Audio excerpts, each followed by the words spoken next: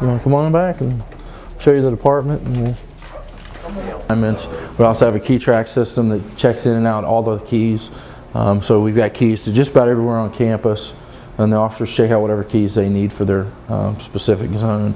We'll get our keys real quick.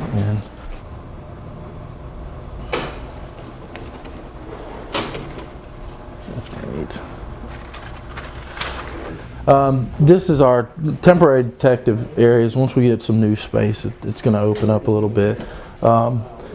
Some of the things we use is like a fume hood. What they can do in that regard is if they want to fingerprint something that's generally not something we can dust or anything, they can do the whole super glue trick and the fume hood, and they put it in there and they lock it up and they do the detective things, and if they can gather any prints off of it. We work a lot with Metro Police Department, hand in hand. If they can't take a call or all their officers are tied up, it's very common that the supervisor will either call us on the radio and request that we send a unit.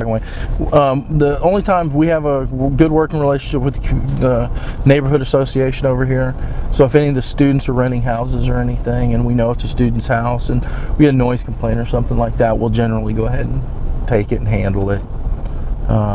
That way if we take the report, it's more or less tracked and we can kind of keep track of what's going on. So Metro's the same way. You can go out there and break a party, but I mean, common sense prevails, and a lot of us have been there.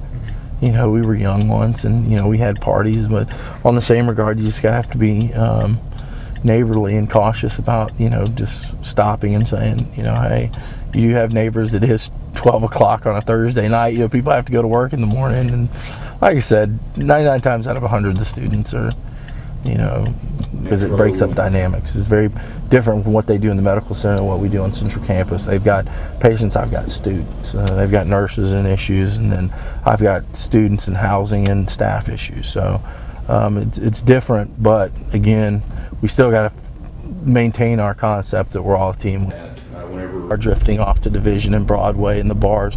One, because we know that it's a potentially problem area, so our presence generally decreases problems, and our students hang out there. So we want to, it's not so much everybody believes that we're out to get the students as much as just take care of the students and make sure they don't get off into something they don't need to be in. Like he said, I'll basically go inter-campus, check around our academic buildings,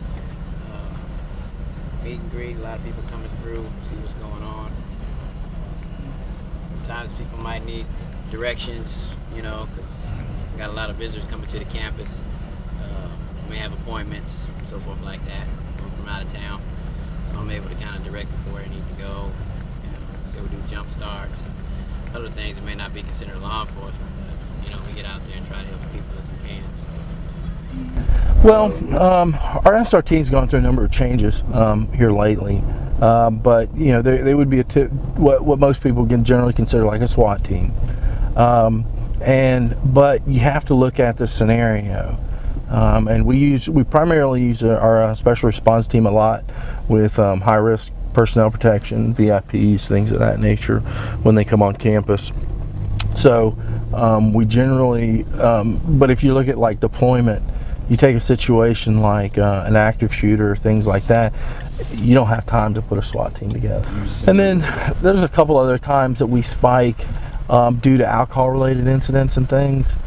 We can generally, but we try to mitigate it as best we can. We know when we go into big weekends or like Florida, for example.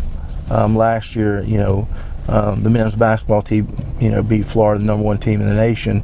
Well, our students responded great. I couldn't ask for anything better. They had a great time and did everything, but we didn't spike in our alcohol occurrences or DUIs or anything of that nature. We didn't have any violent offenses, so that was a wonderful thing. But we look at it and go, okay, they won. What are we going to do if they win? Well, we generally do what is common practice in law enforcement: increase high visibility traffic stops, get out more, be seen more, and on the other hand too, be out in the dorms walking and talking more. The more we're out, generally the less likely you have that 1-2% of the population that want to act stupid.